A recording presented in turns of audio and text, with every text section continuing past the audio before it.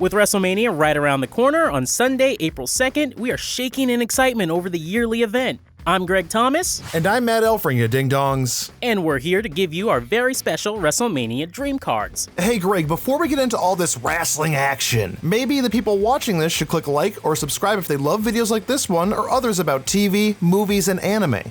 For building our dream WrestleMania, Greg used the Raw roster while I tackled the Smackdown roster. So Greg, what matches did you put together for WrestleMania? Well, Matt, let's take a look.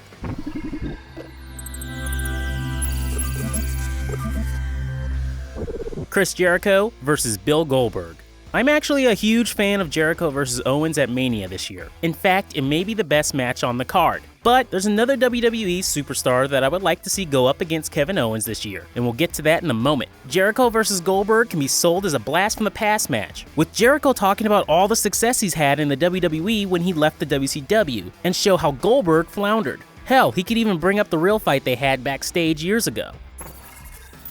AJ Styles versus Ty Dillinger. Now, AJ Styles versus Shane McMahon is a waste of a spot. Styles needs to take on a wrestler, not a part-timer just known for ridiculous high spots. That's why I think right now is the perfect time for Ty Dillinger, who got a huge pop at the Royal Rumble. It's time for him to come to the majors. Both of these guys are extremely talented in the ring, and that's why I think it's worthy of a WrestleMania spot. Plus, who doesn't want to hear the crowd chant 10 all night?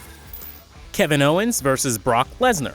Owens vs. Lesnar has been a dream match for many since Owens' arrival on the WWE scene. Owens was built as a wrecking force the moment he stepped into the WWE ring. He could have been seen as a legitimate threat to Lesnar with everything building to a match on the biggest show of the year. Instead, Bill Goldberg came out of retirement, and that match may never, ever happen.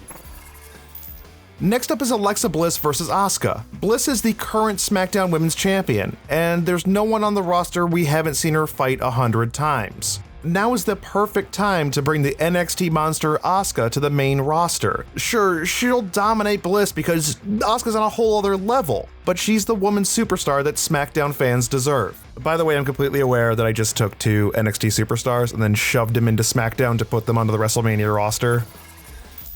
The Undertaker versus Vince McMahon. The Undertaker's last match should have been against Brock Lesnar a few years ago when the streak was finally over.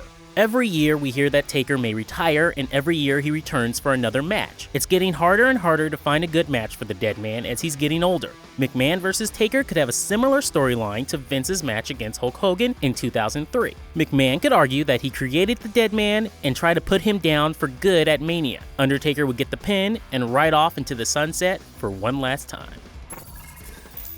Finally, we have Randy Orton versus Bray Wyatt versus Luke Harper. SmackDown almost got this match right. Currently, Orton versus Wyatt is one of the main events for WrestleMania. I think there's 40 main events. Where they went wrong was not adding Luke Harper to the mix. All three have been involved in a storyline together, so it makes perfect sense for all of them to be fighting each other in the ultimate Wyatt family feud. Show me Eric Rowan! Thank you so much for watching. Now, our dream cards were kept to Raw and SmackDown, but it doesn't mean yours has to. You can give us your wildest fantasy dream card, whether it's Kurt Angle coming out of retirement to fight The Undertaker with special guest referee Stephanie McMahon. Whatever you want. Let us know in the comment section below, and as always, keep it here to GameSpot Universe. Bye-bye.